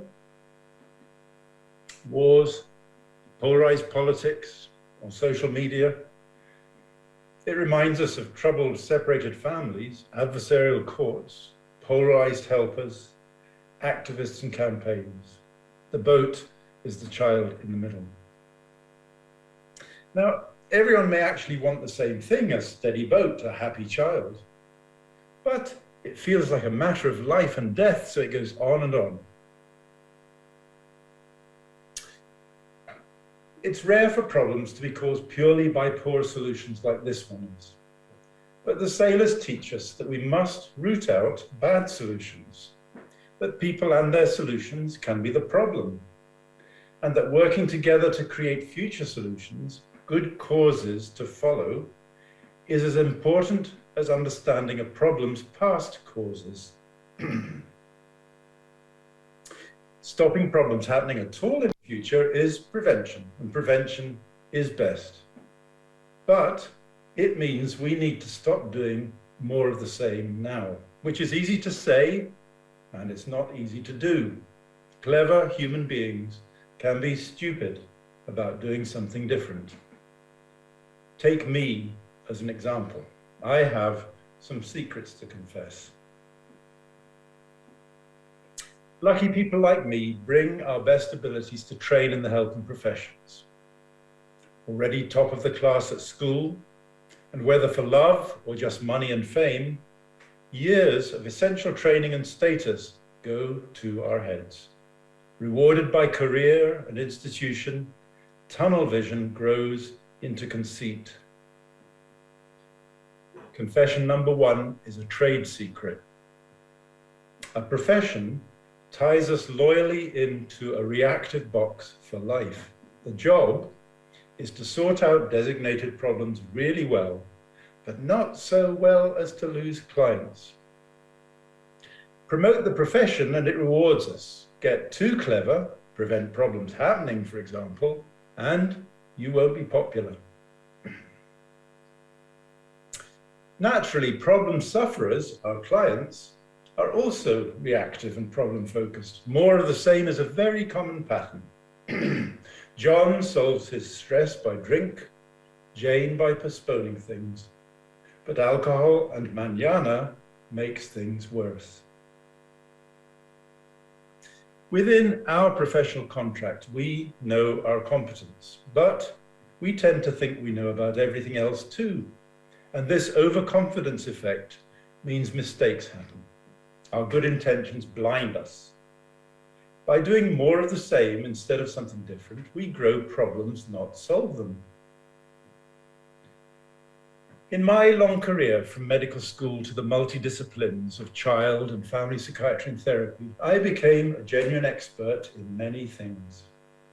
And I was not a yes man. All the time I questioned, published, and campaigned about things I thought were missing. Academics grow up thinking that a published article is how to change the world. Confession number 2, I published many world-shattering innovations that sank without trace.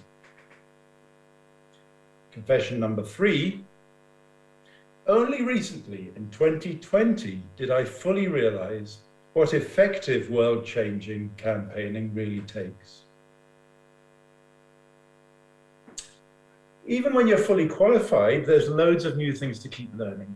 Back then, we learned new diagnoses about newly uncovered abuses, incredible domestic child and sexual abuse. We felt we could leave the risky bits, in those cases, to social service. We trusted they knew what they were doing. And we saw troubled children of separated families, of course. And we felt we could leave those cases to family law and courts. We trusted they knew what they were doing. Confession number 4. With heavy workloads and thinking we knew best, we didn't take our duty of care seriously enough. It suited us to not know too much of what was going on in other sectors. Confession number 5, leaving family law alone meant we never saw the harm, never saw it was the wrong system for helping children of separated families. We never criticized its inherently child-ignorant, belated, slow, inefficient, inaccessible, uncompassionate, scary, paralyzing, gaming, weaponizing, adversarial, polarizing, anti-teaming up, evidence and outcome blind, unfair, costly, inconsequential, immutable ways. We thought the law of the land was above criticism, that they'd have the features of a community service and a qualified helping profession like ours did. Much later, I learned they do not. Many legals, of course, try really hard, but the system they work in is wrong. Once, a senior judge interrupted me. "Help, Dr. Child, help. The legal system applies the law justly. It's not there to help anyone." And that's the truth. A legal training, profession, and system certainly do not make for a helping profession.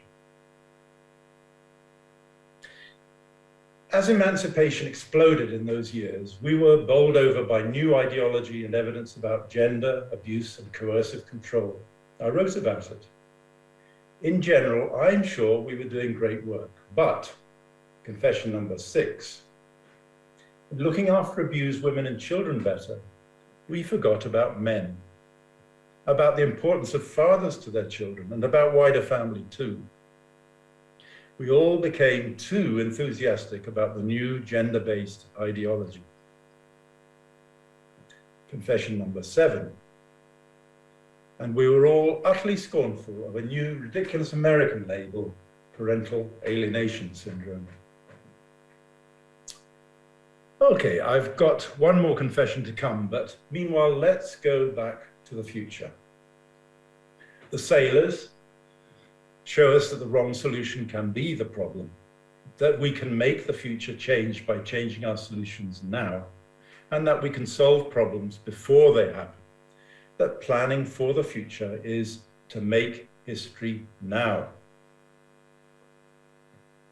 So, relax, sit comfortably, close your eyes if you will.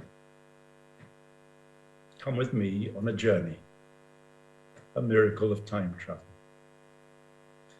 Imagine when you go to sleep tonight, that when you wake up tomorrow, you find yourself 50 years into the future in the world of 2071. And you find that the problems that face us now, separating families and their helpers, these problems are all gone. They're solved. Of course they're gone. It's 50 years from now. We can hardly bear one more year of this. Keep your eyes closed. What does 2071 look like? What would a video on your iPhone 50 beam back to 2021 and show us of your first day in the future? How do you know it's all changed for separating families? Online, it's hard to share what everyone's found.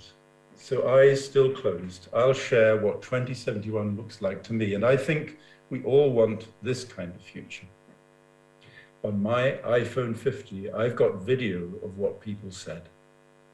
First thing they tell us is that severe troubles after family separation just do not happen in 2071. And family law? I don't know what you're talking about, they say. Describe 2021 and they roar with laughter. Who the hell thought that one up, they ask. Adversarial family law is a solution for adversarial family troubles with kids in the middle. That's the worst imaginable solution there is. So we want to know what happens in 2071. Well, as for any human trouble, they say, everyone learns at home and school how to bring up kids and cope with family conflict and separation. Everyone knows to keep children's family ties safe above all. Of course, families can have difficulties and there's effective early help for them. Some who know the history explain the details. We don't use simplistic labels. We avoid fights so we don't need weapons. When assessment and help is needed, it's compassionate and customized for each family, with complex approaches based in relationship science for a complex situation. Protecting children's family ties is universal, they tell us. Just like everyone wants children to be educated, clean their teeth, and be safe on the roads. Everyone makes sure it happens, everyone. Change began back in the 2020s, they tell us. People at last thought of prevention. Apparently 2 sailors helped out. People realized that the wrong systems had to be replaced by education, by early support and accessible services. How did people not see that earlier? Okay, everyone. I think we've heard enough. We're ready for the time machine to bring us back to 2021. As you arrive back, gently open your eyes. Don't be sad, look around. We all know the work we need to do now. So, back in the 1970s, these sailors changed my future, and they can make history for us now. Keep the picture in mind to remind you to stop doing more of the same and to build new solutions for future families. To encourage you, my final confession is about how long and hard that change can be. A dozen years ago, a client knew to send in advance a textbook about parental alienation. Now, when a client has to teach a professional, you know something is very wrong. And I've worked hard since then on many things I didn't know. Confession number 8. It still took me another 10 years to discover all these solutions. Simplistic labels polarize, they make bad things worse. Ordinary language engages everyone. Complex relational understanding helps best in each case. Family law is the wrong system for this job. It is wrong, whatever the worthy efforts of a few legal people. Sufferers and helpers should never have to be superheroes. Culture change since emancipation brought unintended consequences, and the right systems built now are awareness, education, health, social, and policy. There are no simple shortcuts for culture changing campaigns. Random activists' efforts and websites do not change the world.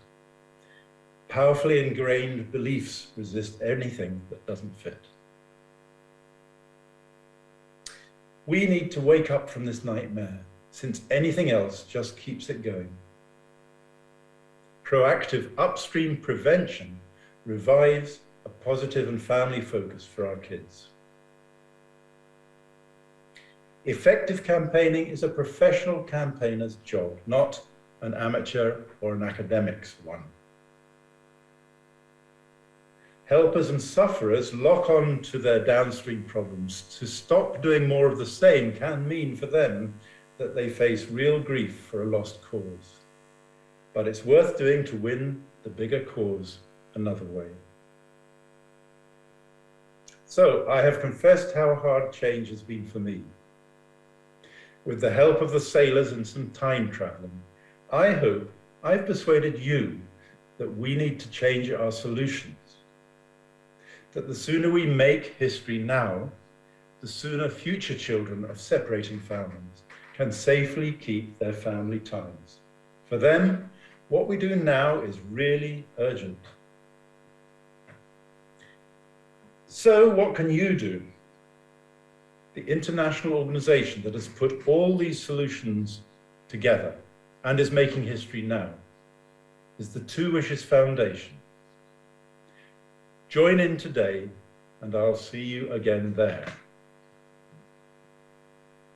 Healthy families for life, because not all children get their first wish. Okay, so our next speaker is a colleague of mine. He's also working for family courts as an expert helping families and children in Germany and in Spain. Jorge Gera Gonzalez is the next speaker, so I give the word to him. Thank you. Well, thank you very much. Well, the first thing I'm not sure about, which is a mask rule here, so I want me to not to happen like last Brazil, Argentina, something bad. So you tell me if I'm not doing wrong, and then I put my mask on. And sorry, the time was an orientation. Now I've heard I will have really 20 minutes, and this is why I want to hurry. I want to know, or I guess you want to know also if there's a connection between shared parenting and parental alienation. So is shared parenting a golden way to prevent parental alienation? And that's the question I'd like to answer with you. First of all, well, definitions. Shared parenting, you have many names for that, is a child custody arrangement after divorce or separation in which both parents share the responsibility of raising them, the children, with equal or close to equal parenting time. So it is a question of access rights. Who has access to the children? and it is normally a part of the parental authority, meaning who has the power, decision power in children. So it is a bit different. And what is parental alienation? Well, probably we have heard that many, many times. Is the child reacting? That's my definition, but you can find any other definition appropriate. That's the child rejection of the contact with, usually, one of his or her parents, which is induced by the other parent and leads to a permanent contact suspension normally ordered by a family court. So it means a double instrumentalization. First, you instrumentalize a child against the other parent. Second, you instrumentalize a court in order to order the suspension. So it means a double manipulation, always. And, well, with the court decision begins an estrangement process when the court says for double 2 years, 3 years, 4 years, this child will have no contact with father or mother, or with both. Then begin an estrangement process that will end in a parental alienation syndrome. The problem is we don't really know. Something will happen in the mind of the child, but we are not allowed to call it syndrome for the moment, perhaps. So, which is the relation between parental alienation and shared parenting? And, well, we are in a field with many common issues. One of them, we said, le roi, child, so the child is the king. That's a preeminent role of children since about 20, 30 years. So, and we don't really know how to implement this preeminent role of children. The other is a question of different, let's say, perspectives, which is not a question of being right or wrong. It's just different perspective that has to be combined. And the third thing is, okay, it was said many times, but children need both parents. And, well, I've made the experience many, many times. If you ask a child, even after separation, even after many years separation, and even after mother or father had perhaps married again, you ask them, what do you want? They will say, I want mother and father to come together again. So it's like a very strong binding. What do we know about this connection? Shared parenting and parental alienation, they are, let's say, different things. So shared parenting is a custody access rule after separation, whereas parental alienation is probably the contrary. It's a lack of access, and it is also child abuse. Shared parenting is probably the most beneficial decision for parents after separation, whereas parental alienation is probably the worst thing you can do to your child. Are there more differences? Yes. Parental alienation should not be, I'm taking the perspective of the German law, but I guess it is all over the place very similar. Parental alienation should not be legally possible, but it is. Whereas shared parenting should be legally possible, but normally it is not. That differentiation, if you're interested, I can send it, but it is well funded with, at the highest level, a legal level. But there are some similarities that are perhaps unexpected. They have the same supporters and detractors. So those that sustain shared parenting sustain also parental alienation as concept to name the phenomenon and fight DCRD. They fight that parental alienation should happen, whereas those that reject shared parenting reject also parental alienation as a concept to name the phenomenon, and I would say recklessly ignore this reality. And surprise, surprise. Let's say what group is for and against. Many those that mainly plead for gender equality, separation of elternhood and motherhood, and for free abortion, or many those that mainly plead for traditional principles and for societal values of families. I would say, well, seems logical, but it is exactly the contrary. I will not opened it Pandora's box now, but it's just some relationships between both concepts. So is shared parenting a golden way to prevent parental alienation? There are only two ways to answer. One is empirical one, the other one is the logical one. Well, and this is the special one. I don't know if you know him, but it's really special. What is the empirical way goes? How does it go? So if I ask you, is the vaccine X a golden way to prevent COVID-19? Let's say AstraZeneca, let's say whatever, Moderna. There's no problem in answering that question because you know what vaccine we are talking about and what is COVID and what is an infection and what is the virus and whatever. So you can answer that question. But I know I shouldn't talk about that because that's very polemic. So I take other examples. Is sun cream a golden way to prevent sunburns? Okay, you can say, I know what is sun cream, what is sunburn, so you can say probably it is. But if I ask you, is nanotechnology a golden way to prevent alien invasions? Probably you cannot answer that question because most of us will not know exactly what is nanotechnology and we don't know what is an alien invasion. That's the problem. We cannot answer that question empirically. Not because we don't know what is shared parenting or parental alienation, but because we cannot really know. There's not a legal definition of a mental disorder. There are no statistics on that. We cannot answer this question empirically. So we are at the level of an alien invasion.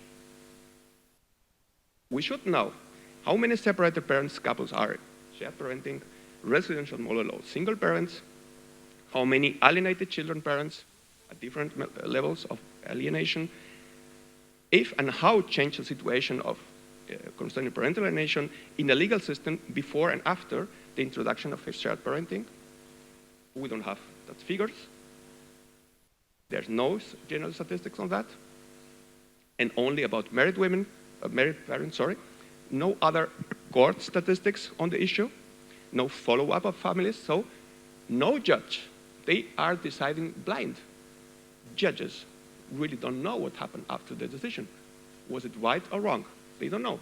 And there's no follow-up, no psychological, no legal, nothing, no possibility. And that's the reason we don't really know because there's no such a condition. If I say depression, we can go to psychologist practices and ask there, and we'll have some statistics, but not concerning parental alienation. So we can say whatever we want, unfortunately. And as I said, shared parenting is not the rule. Belgium is a golden example in that way, but it's not the rule all over the place. In theory, we could surmount this difficulty the empirical way, but we should make a huge research project dealing with all separated couples in a certain place at a time. Sorry, I'm sorry. Oh, sorry. But it would be a question of data protection. Okay, do we have access to that information? Are the families going to comply with that goal in order to give that information? And who is going to pay for that? We're going to pay for something that what we don't really know. And well, let's face it, it is very critical politically. So the present result is a vicious circle. So we have no research because we have no data, and we have no data because we have no research. How can we break the circle? Let's put it logically. Somehow, one time I presented a chain to parental alienation. So we have a parental conflict, not compulsorily, but most of the time, leading to a position of power of one parent against the other that uses power through the child against the other parent. So the child expresses its will at court. The court listens, assuming WWW.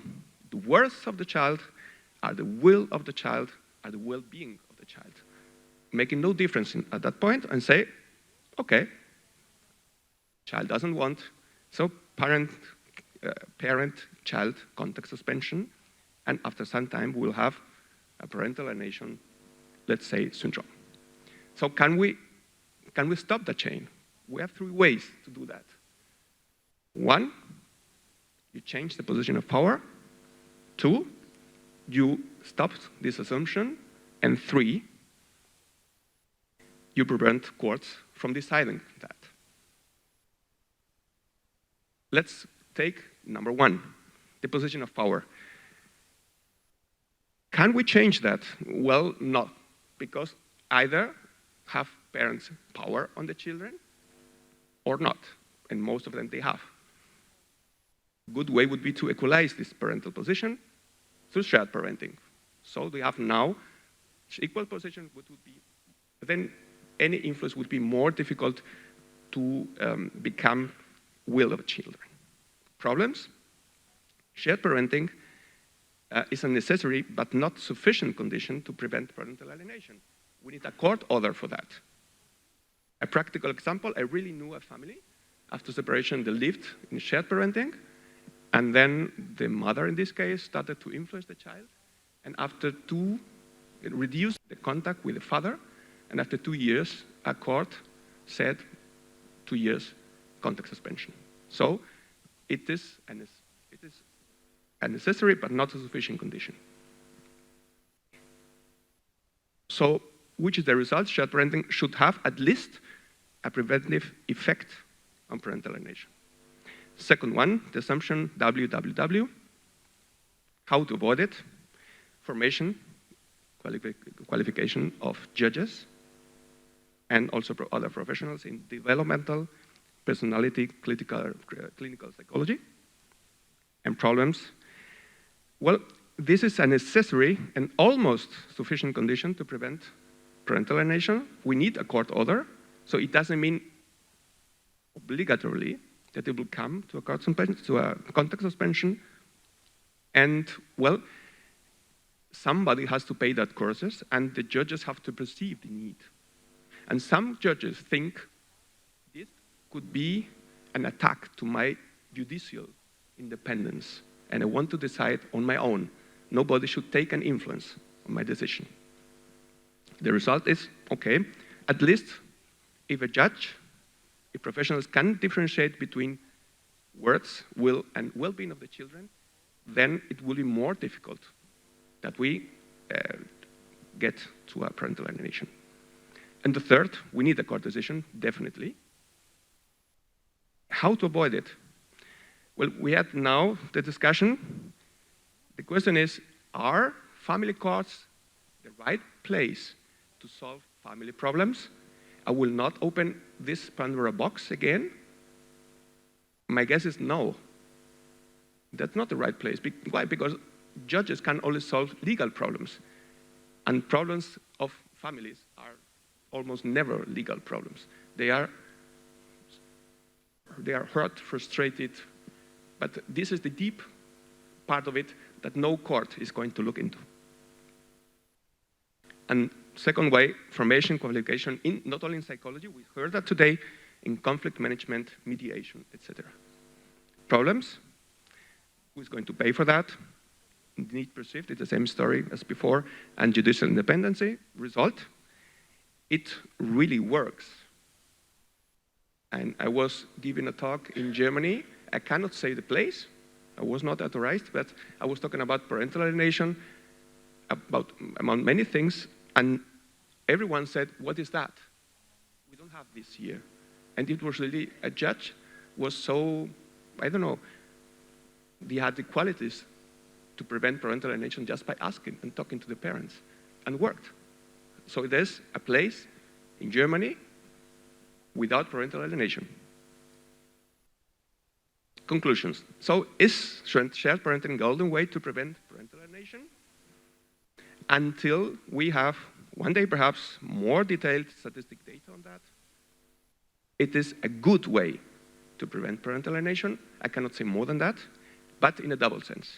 Directly, so shared parenting equalizes the power positions of both parents, and so the influence scope on the child.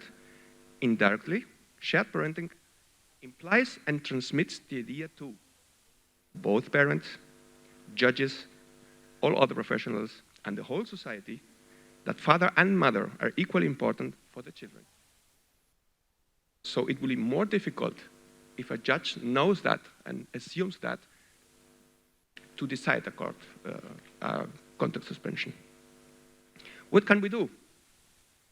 Given that there's only one necessary and sufficient condition to prevent parental alienation, which is the result of a court decision, it's a duty of society to provide judges with the last scientific knowledge on the issue. It's a duty of judges to update their knowledge and be open for new one. And it's a duty of all professionals to assume their unconditional responsibility on children, as long as there is no statutory law. And then they will be obliged to. What can we do, every one of us, to promote this change? I would say we should do as we do it now. We are learning, we are here, we're getting together. So we should create and spread knowledge on the issue. We should support a really child-oriented use of methods of knowledge, of this knowledge. For example, to differentiate adequately these W's, or to weigh up consequences and contact suspension and find out motives of parental rejection. Because if we don't know parental alienation as an object to investigate, we don't know exactly what moves a mother or a father to put the other parent away. We don't really know why. We can suppose. I have some information on that, but that's my personal information. And that's also my recommendation to hold to the term parental alienation. I wrote an article this year saying, call it X, but do something. Because we have to stop it, whatever we call it. But if we call it different names, it will be very difficult to concentrate this research power on a goal and then to change the game as we want to do. Thank you very much.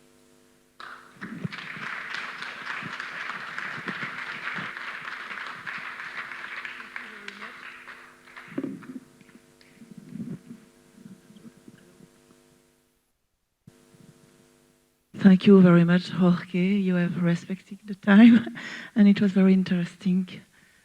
Now, Vittorio Vezzetti, could you come?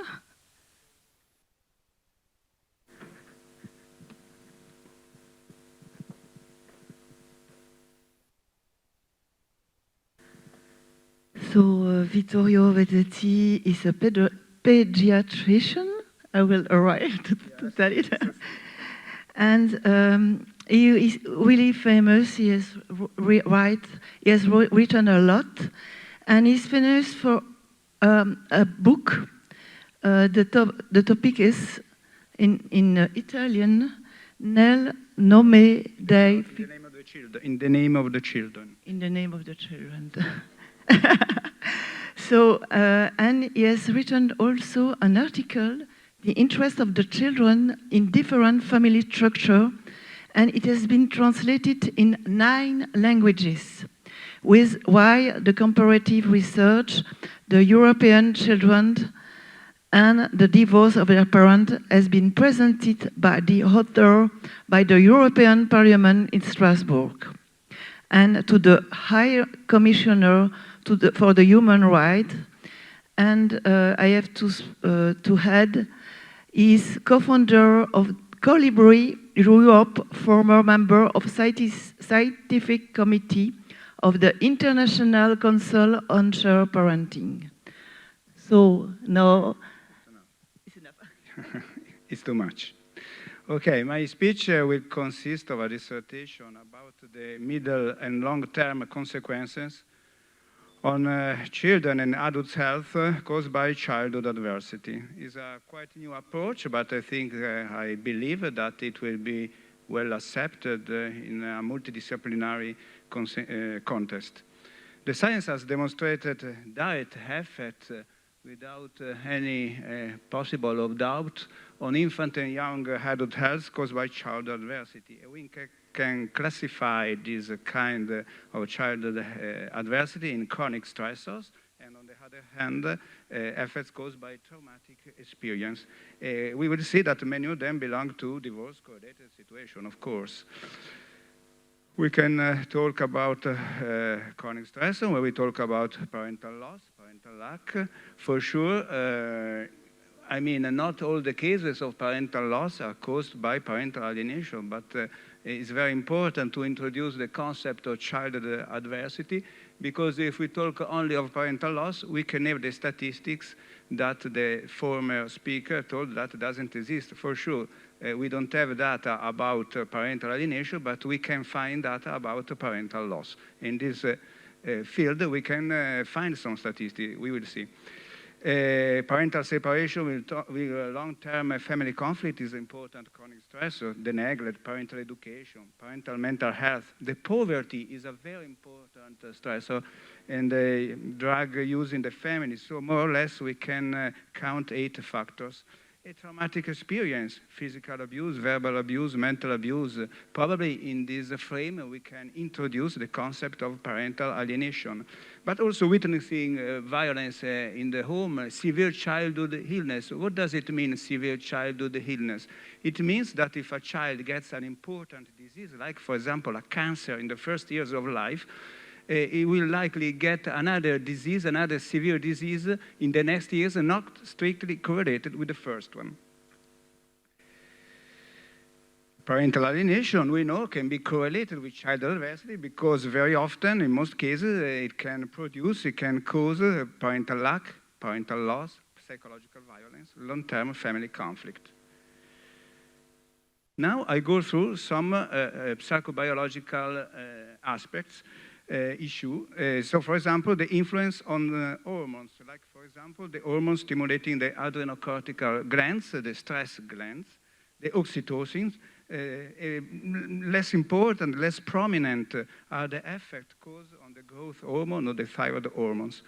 Very interesting, the new effect demonstrated on some cytokines, like, for example, tumor necrosis factor, interleukin-6, we will see the effects, on chromosome and genes, but also on the immunitary system, on a pro-inflammatory protein, the CRP.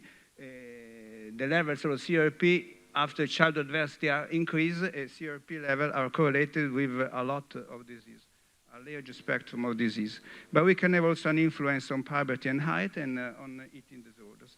Since 20 years, we know that cortisol levels in adult men are increased if they, in their childhood, so many years earlier, they were subject to parental loss or other adversities. Now a question arises because we know that the enemy of shared parenting said that is a stress factor also living two homes. But it's very helpful, this Swedish research, who have observed that living arrangement is not associated with morning cortisol level, with the diurnal cortisol decline or with recurrent pain. So it seems to observe that living in two different homes 50% of the time is not a stress factor. How about the oxytocin levels? Oxytocin levels in adulthood are correlated with anxiety and depression if they are low. But oxytocin is also the hormone of falling in love.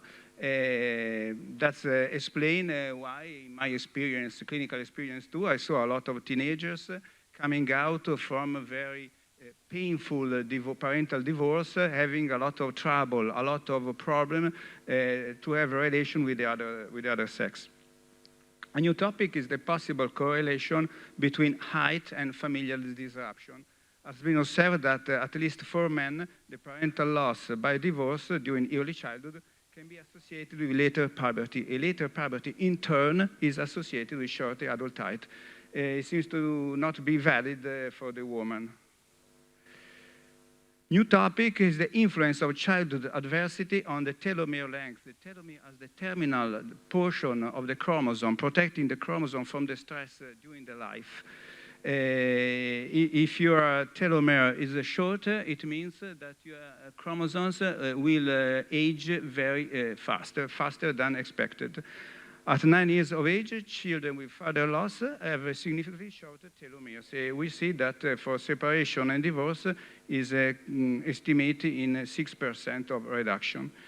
More or less the same tell us this research in African American children. We see that some childhood adversity, like for example low income, poverty, low maternal education, unstable family strata, harsh parenting, gives a rise a decrease of telomere length, minus 19%. In 2011, was demonstrated that childhood adversity is able to increase the inflammation levels in the blood and can have a huge influence on the telomere length. And it means more psychiatric disorder, but for abuse has been clearly demonstrated an increase of metabolic disease, cancers, and lung disease. In the same research, the authors observed that the presence of multiple child adversity, not only one, but several child adversity, was related to heightened interleukin-6 and shorter telomeres. And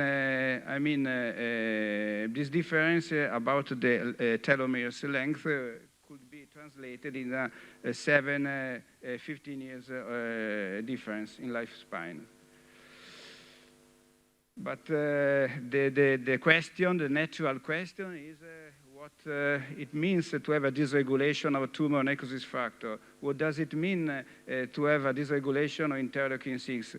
Tumor necrosis factor, for example, is correlated with a lot of human disease. Among these ones, we can include Alzheimer's disease, cancer, major depression, psoriasis, also inflammatory bowel disease. Interleukin-6 is correlated in many diseases, to many diseases like diabetes, you see the other one, multiple myeloma, prostate cancer, rheumatoid arthritis. A good question if it's worth losing a parent by death or by divorce, but the answer seems to be clear. It's better to lose by death because when you lose because of the death, it's less likely to disrupt the child's relationship with the remaining parent. And the age, for sure, is important. It's not the same thing if you lose a parent when you are a teenager or when you are very young. Loss at an early age, less than 9 years, is for sure of greater significance, is more meaningful than later loss. A new topic is the neuroimaging, so a very objective way of investigation in people with childhood adversity.